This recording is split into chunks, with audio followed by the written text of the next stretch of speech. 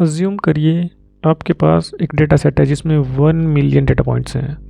आप उस डेटा को क्विकली प्रोसेस करना चाहते हैं और आपका जो सिस्टम है वो क्रैश भी नहीं होना चाहिए।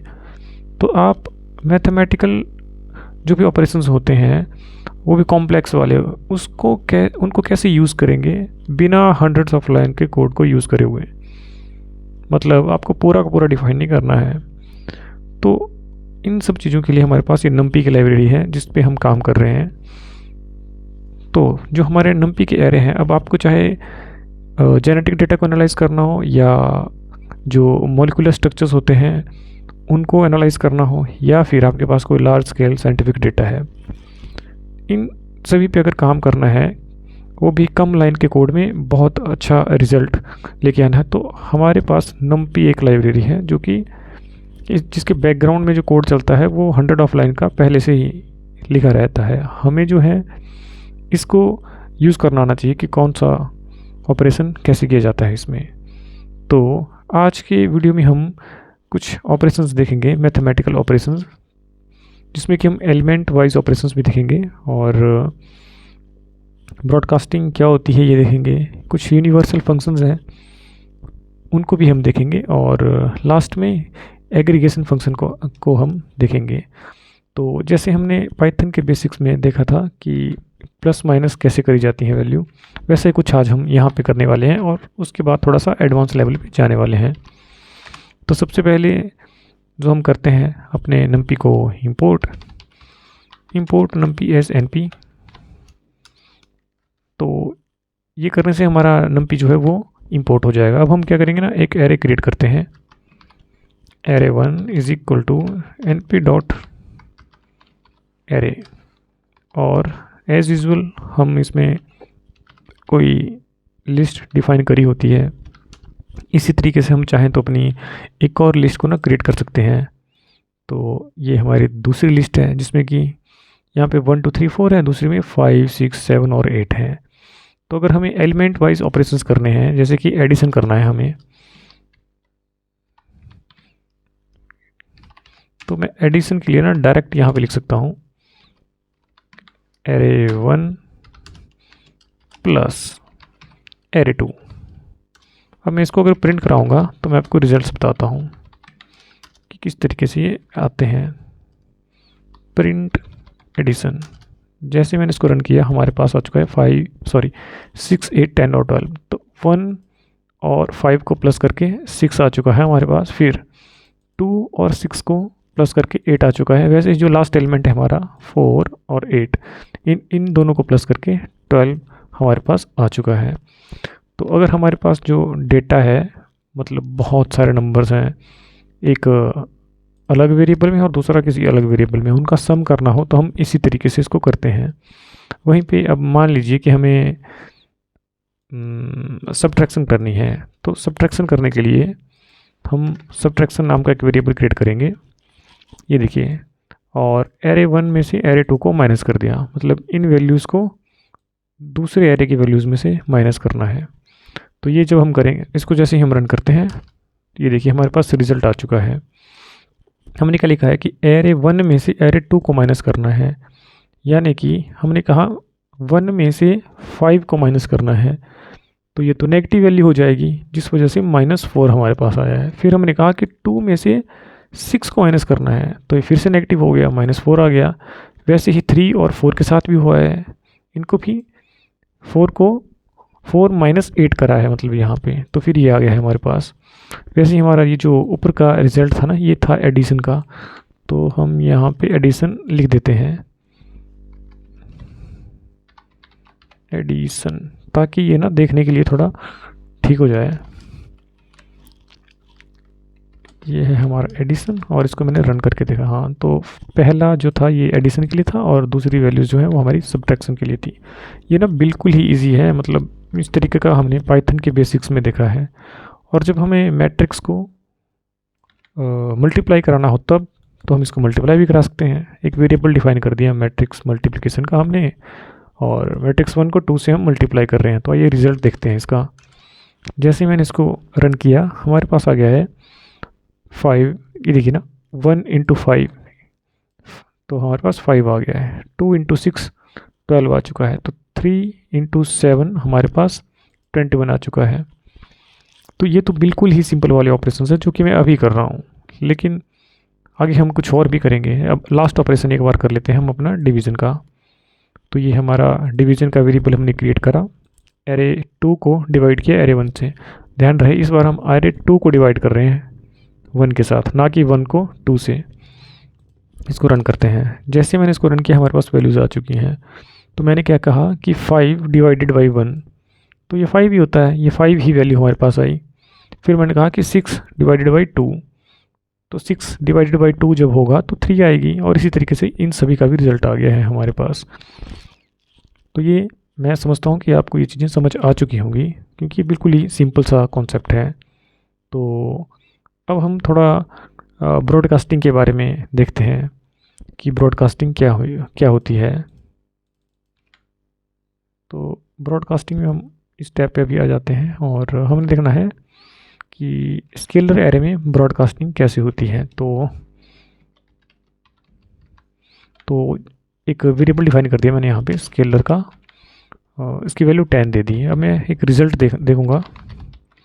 एक और वेरिएबल मैं क्रिएट करता हूँ अभी यहाँ पे, और जो हमारा एरे 1 था ना, एरे 1, उसका मैं मल्टीप्लाई करा रहा हूँ स्केलर के साथ। अब आप थोड़ा सोच के देखिए थोड़ी देर के लिए कि क्या रिज़ल्ट आने वाला है, क्योंकि एरे 1 हमें, आपको पता ही है क्या है। यहाँ पे हमारा एरे 1 जो कि हमने यहाँ पे डिफाइन कर रखा है, इसको हमने 10 से मल्टीप्लाई कराया है। तो अब क्या होगा, क्या हमारी सिर्फ फर्स्ट वैल्यू से होगा मल्टीप्लाई, या सेकंड से, या थर्ड से, या फोर्थ से, कौन सी वैल्यू से होगा। तो इसको ना मैं जैसे ही मतलब करा देता हूँ अपना यहाँ पे स्केलर के साथ प्रिंट। मैं एक बार ना यहाँ पे इसको थोड़ा ठीक बना देता हूँ। लीजिए, इसको मैंने रन किया और हमारे पास आ चुका है 10, 20, 30 या 40। मतलब एरे में जो हमारे पास 1, 2, 3, 4 था, हर एक वैल्यू को मल्टीप्लाई किया गया है। हमारी सिंगल डिजिट का जो, सॉरी डबल डिजिट का नंबर है, लेकिन इंटीजर है। तो यहाँ पे फ्लोट होता तो फ्लोटिंग पॉइंट भी मल्टीप्लाई होते और उनका रिजल्ट आता। तो हमने देखा कि अगर हमें सारी की सारी लिस्ट में जो नंबर हैं 1, 2, 3, 4, उनको अगर हम एक साथ ही एक जैसी वैल्यू से मल्टीप्लाई करा रहा हो, तो ये सब करवाने के लिए हम क्या यूज़ करते हैं, एक वेरिएबल डिफाइन कर दो, या वेरिएबल डिफाइन की जगह अगर हम डायरेक्ट यहाँ पे 10 लिख देते हैं वेरिएबल की जगह पे, तब भी ये एग्जैक्ट यही रिज़ल्ट हमें देता। अब एक और काम करते हैं। अगर हमारे पास डिफरेंट शेप के एरेज हैं, तो तब हम क्या करेंगे, मतलब जैसे कि मैं एक एरे क्रिएट कर देता हूँ, एरे 3 नाम दे देते हैं हम इसको, और इसमें ना हम np.array करके एक 2 डायमेंशनल का डेटा दे देते हैं। तो 2 डायमेंशनल डेटा कैसे बनता है, ये बनी 1 डायमेंशनल लिस्ट और ये बन गया 2D। तो अब इस 2D के अंदर मुझे वैल्यूज़ रखनी है। जैसे मैंने रख दिया 1। अब मैंने क्या किया, यहाँ पे कॉमा करके एक और वैल्यू मैं दे दूँगा यहाँ पे, ये वैल्यू होगी 2। फिर मैंने कॉमा करके एक और वैल्यू यहाँ स्टोर कर ली है 3। तो अभी हमने ना एक 2 डायमेंशनल डेटा जो है वो क्रिएट कर दिया है। इसी तरीके से हम एक सिंपल लिस्ट तैयार कर देते हैं। हमने एक और एरे डिफाइन किया, एरे 4, np.array, और 1 डायमेंशनल डेटा यानी कि एक सिंपल लिस्ट अपने पास यहाँ पे दे दी है, इसको पास कर दी है। अब हम क्या करेंगे, इन दोनों का हम प्लस चाहते हैं, तो हम फिर से रिज़ल्ट ही वेरिएबल मतलब नाम दे रहे हैं यहाँ पे, जिसका कि हमें कोई फ़र्क नहीं पड़ेगा, क्योंकि इसकी वैल्यू जो है वो हमारे पास अपडेट हो जाएगी। तो मैं प्लस करा रहा हूँ, आप फिर से एक बार सोच के देखिए कि हमारे पास क्या होने वाला है। तो इसको मैं अभी सिंपली प्रिंट करा देता हूँ, ब्रॉडकास्टिंग रिज़ल्ट, और ये हमारा रिज़ल्ट जो कि इस एरे में होगा। तो थोड़ा सोच के देखिए कि क्या आने वाला है आंसर में। ये 1 डायमेंशनल है और ये 2D की लिस्ट है, 2 डायमेंशनल है मतलब डेटा। क्या होगा आप सोचिए। ठीक है, मैं इसको रन करता हूँ। ये देखिए हमारे पास किस तरह का डेटा आ गया है अभी, कि जो हमारे पास यहाँ पे 1 था, उसमें क्या हुआ, 1 को प्लस के साथ, सॉरी जो हमारा दूसरा एरे था ना, उसकी जो फर्स्ट वैल्यू थी उसके साथ प्लस किया गया है। तो 1 और 10 11 हमारे पास प्रिंट हो गया है। उसके बाद हमारे पास क्या हुआ, जो 1 है हमारा उसको 20 के साथ प्लस किया गया है, जिस वजह से हमारे पास 21 आ गया है। फिर जो हमारा 1 है उसको 30 के साथ प्लस किया गया है, तो हमारे पास 31 हो गया है। तो जो हमारे पास सेकंड एरे था ये तो 1 डायमेंशनल था, और ये था एरे 3, ये था 2 डायमेंशनल डेटा। तो हमारी जो आउटपुट आई है वो भी 2 डायमेंशन में आई है। तो पहली इटरेशन मैंने आपको बता दी। दूसरी इटरेशन में क्या होता है यहाँ पे कि 2 को 10 में कर दिया ऐड, और 12 आ गया हमारे पास। फिर 2 को 20 के साथ किया तो 22 हो गया, 2 को 30 के साथ किया 32 हो गया, और इसी तरीके से हमारा थर्ड भी काम करता है। तो अगर हमारे पास 1 डायमेंशनल डेटा है और साथ में 2D का डेटा है, तो जो हमारा फाइनल रिजल्ट होगा वो भी 2D की तरह ही दिखेगा। ये सारी चीज़ें आपको पता होनी चाहिए।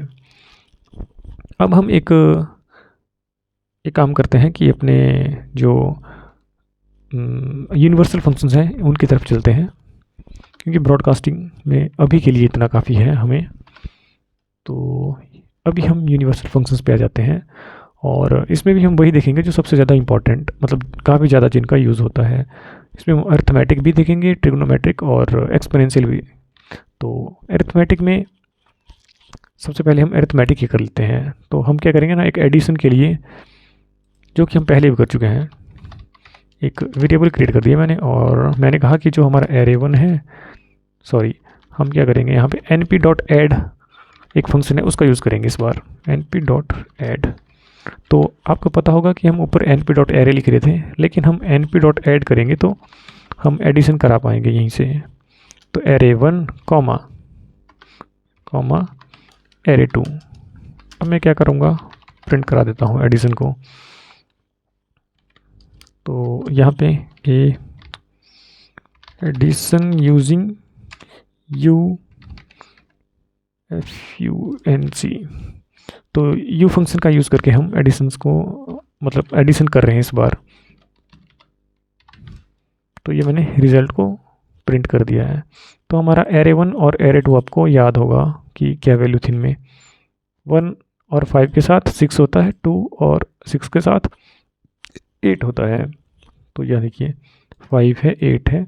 तो वो जो हमारी वैल्यूज़ थी ना, पहले हमने क्या किया था, एरे 1 प्लस एरे 2 किया था, लेकिन अभी हमने देखा कि np.add अगर लिखेंगे तो हमें वो प्लस का साइन लगाने की ज़रूरत नहीं होगी। तो ये हमने एक्सेस किया एक इसका u फंक्शन। अभी हम u फंक्शंस पढ़ रहे हैं यहाँ पे कि u फंक्शंस क्या है और कैसे काम करता है।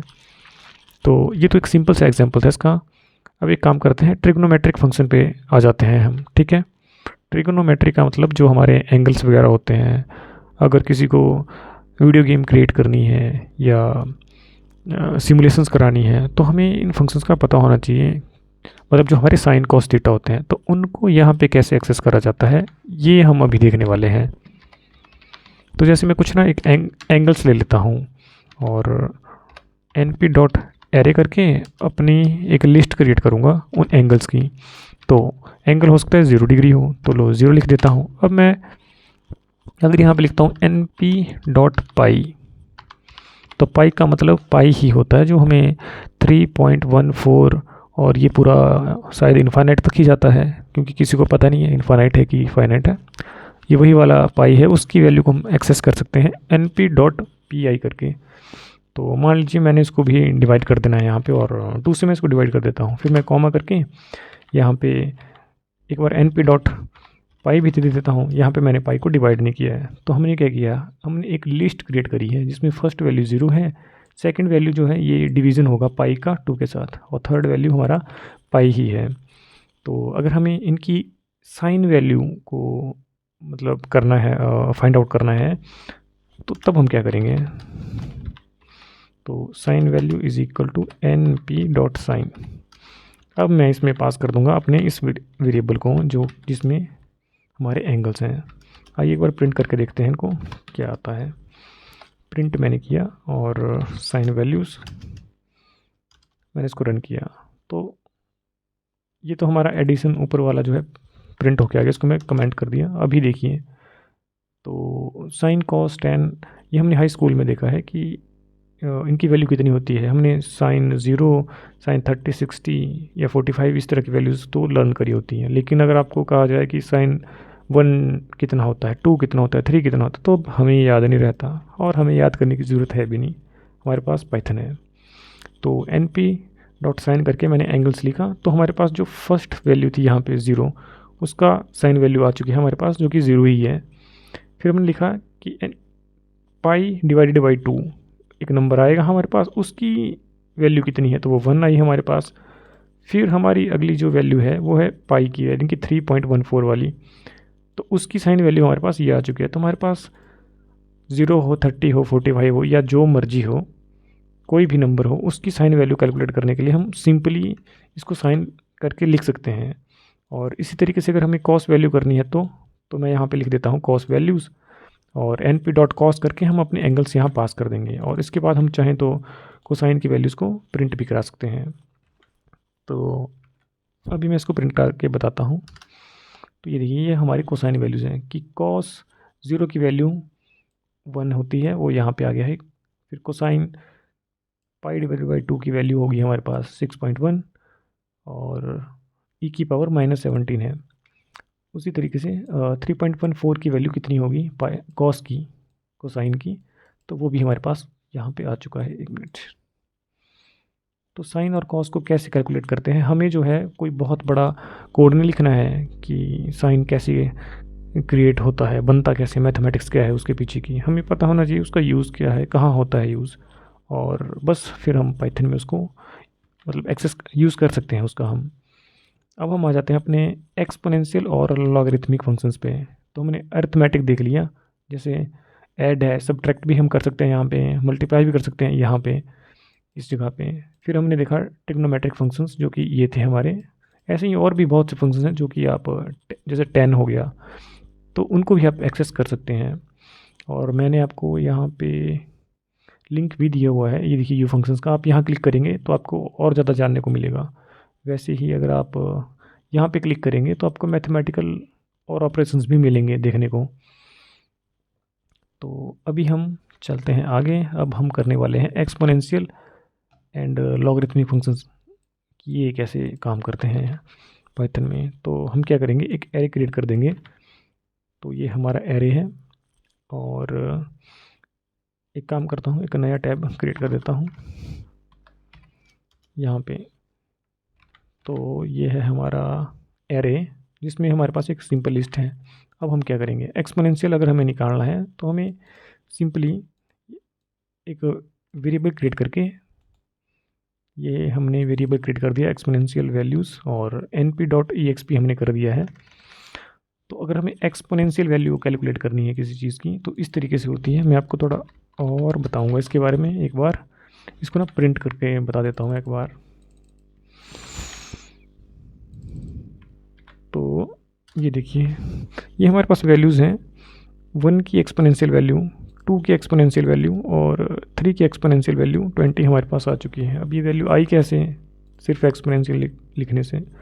तो जो स्कूल में हमने ये देखा है कि एक्सपोनेंशियल जो है ये यूलर नंबर होता है, यानी कि ई की वैल्यू और ई की वैल्यू के ऊपर कोई मतलब एक्स लगा होता है। एक्स जो है वो हमारे पास 1, 2 और 3 है यहाँ पे, और ई जो होता है इसकी वैल्यू 2 अराउंड मतलब 2.7 होती है। तो अगर आप यहाँ पे लिखेंगे जैसे कि 2.7, मैं इसको यहाँ पे भी प्रिंट करा के बता देता हूँ आपको। ई है, ये ई की वैल्यू है 2.7। अब मैं अगर किसी पावर में अगर हमें कुछ करना हो तो हम कैसे करते हैं, पावर लगाते हैं, हम डबल स्टार लगाते हैं। अब मैं यहाँ पे 1 लिख देता हूँ, 1। तो मैं इसको प्रिंट कराता हूँ, प्रिंट ई। तो ये देखिए हमारे पास 2.7 प्रिंट हो चुका है, ये वाला। अगर मैं यहाँ पे 3 लिख के देता हूँ आपको, मतलब यूलर नंबर के ऊपर हमने एक्स की वैल्यू 3 रखी है, मैं इसको प्रिंट कराता हूँ। तो आप देखेंगे ये आया 19.6, यानी कि अराउंड 20 हमारे पास ये नंबर आया है। अब यहाँ पे डिफरेंस क्यों है 19 और 20 का, क्योंकि यूलर नंबर जो है वो 2.7 ही नहीं है, इसके बाद भी इसके मतलब एक्स वाई जेड कुछ नंबर होते हैं आगे। अगर प्रॉपर नंबर को हम मल्टीप्लाई करेंगे 3 से तो वो पूरा 20 हो जाएगा। इसलिए हमारे पास ये 19 आया, वरना ये 20 ही होता। जैसे कि मैं यहाँ पे 7 और 9 लिख देता हूँ अभी के लिए। मैंने इसको रन किया, देखिए 21 चला गया। ये 7 यहाँ पे इतना रहा और इसको मैं 74 कर देता हूँ। हाँ, अब देखिए ये 20.5 आ गया है। तो ये जो लास्ट के नंबर होते हैं ना, इनसे भी बहुत ज़्यादा फ़र्क पड़ता है ABC, ये कुछ भी नंबर हो। तो ये तो मैं आपको एक्सपोनेंशियल बता रहा था, हालांकि इतना ज़्यादा एक्सप्लेन करने की ज़रूरत नहीं थी। अब मैं लॉगरिथम की बात करता हूँ कि आपने लॉग, नेचुरल लॉग, log 10 या log 2 पढ़ा हुआ क्लासेस में। तो अभी हम नेचुरल लॉग को देख रहे हैं। तो लॉग वैल्यूज़ मैंने एक वेरिएबल क्रिएट किया, np.log करके इसमें एरे पास कर दिया हुआ है। तो अब मैं इसको प्रिंट करा देता हूँ, नेचुरल लॉगरिथमिक वैल्यू जो है हमारी। तो 1 का मतलब नेचुरल लॉग निकालना 1 का, तो 0 वैल्यू आती है। वैसे ही सेकंड की है और थर्ड की है। पर ये याद रखिए कि ये नेचुरल लॉग के लिए है, लॉग बेस 2 नहीं है ये, ना ही ये लॉग बेस 10 है।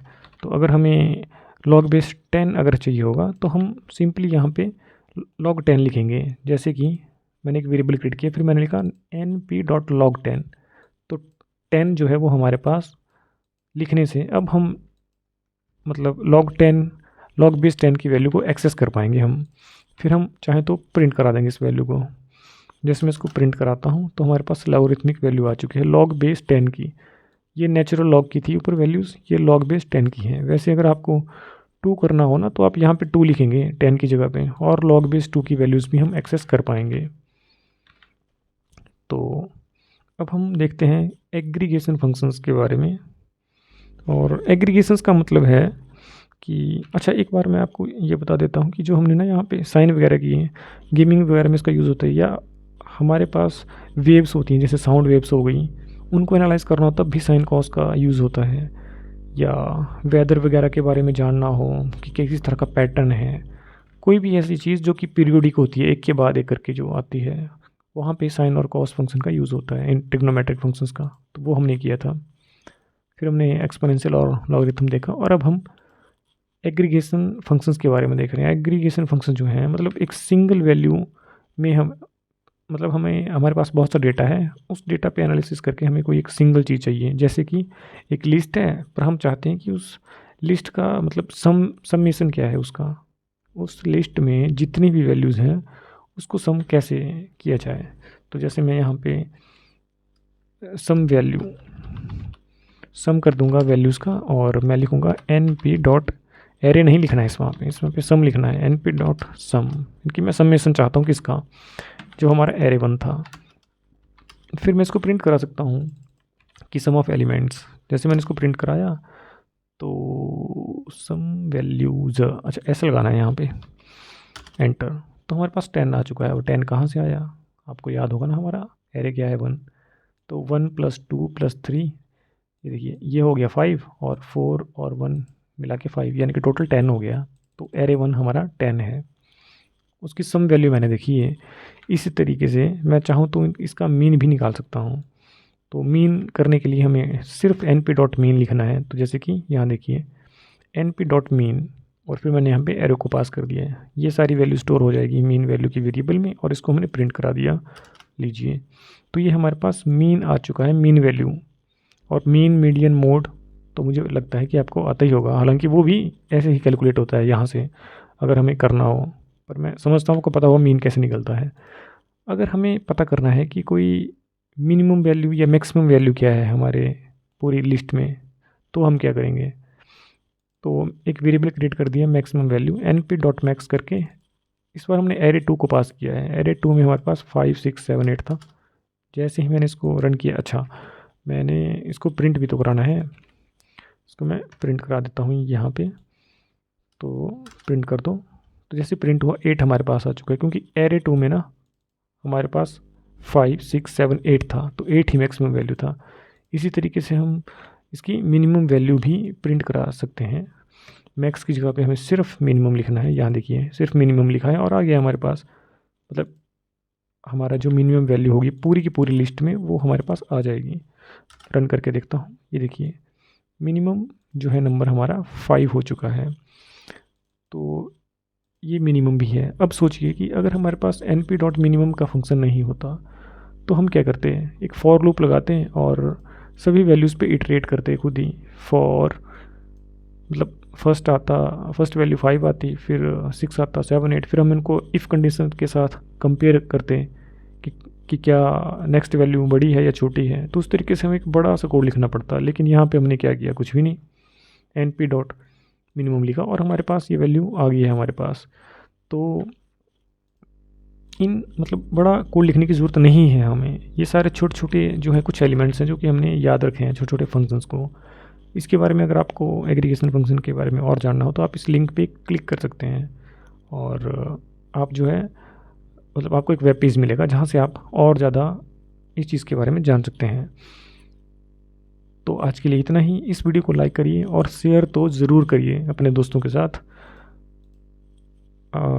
आज के लिए इतना ही है, मिलते हैं नेक्स्ट वीडियो में। Thank you.